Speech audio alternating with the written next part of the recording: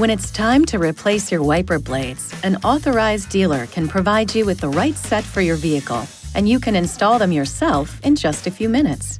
The windshield wipers service position function lets you reposition your windshield wipers away from the glass for easier service. First, turn your windshield wipers off. Press the Start-Stop button to stop the engine. Then, push the wiper lever up and hold it there for at least 3 seconds. The wipers will raise into service position.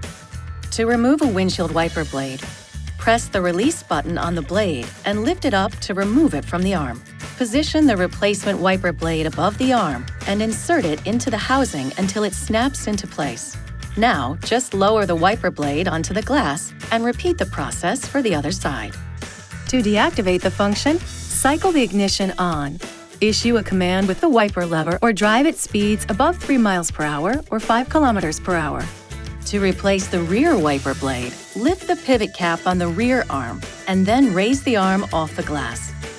Tilt the lower end of the blade away from the arm to unsnap it from the pivot pin in the blade holder.